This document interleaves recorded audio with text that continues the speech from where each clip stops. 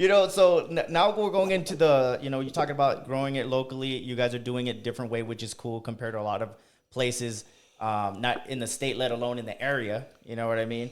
So, what are some of the challenges you face entering the cannabis industry? Like, as far as like, were you taking serious, like permits, like how many permits, like? Oh, okay. Yeah, who's turning to jumping on this one? So I thought being a general contractor was gonna be like help it out, like be faster.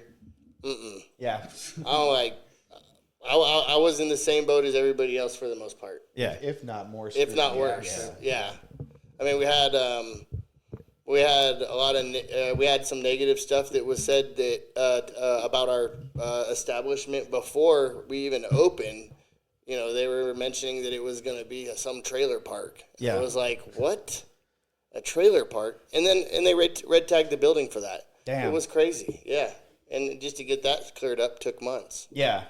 And that's the thing too, because a lot of people don't understand that you going back to there's policies, there's ways to do it. It's not that they don't want you to do it, but they want to make sure you're doing it right. Right. Yeah, and a lot of people are trying to find corners, and they're gonna get caught. They're cutting the corners all the time. Yeah. Sometimes even the public that gives you the issues. Like you need to put up a sign that there's gonna be a dispensary that's gonna be posted up there soon. And if the public decides that they don't want you there, they can take it to the court. Really? And make like a whole issue against you. That's a whole other challenge too in itself. It is huge. Crazy. I mean, I've been down to the county building several times. And there's somebody there saying, hey, maybe in the valley or something, hey, this is going up, and I want to dispute this. How can I dispute this? Wow.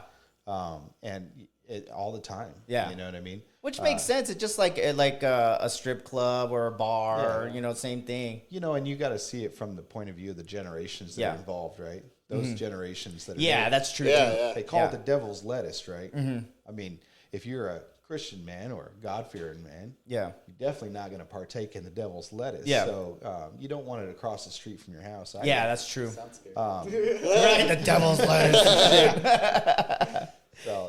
So there's the public eye, and then there's also the processes from the county and the state that you got to go through. Yeah. I think for us, I think the state side of it went pretty well. We got help more in the local county. And then over here, Chaparral, the water company, they're so willing to work with cannabis companies. Yes, that's not the case, all around New Mexico. There's some water companies that just plain out do not want you to. Yeah, because you're going to be using a lot of water. Using a lot of the water, yeah. Well, and it's a huge cost, obviously. Yeah, huge cost, yeah. Yeah, because you're legitimate growing from a forest ground inside a building controlled climate.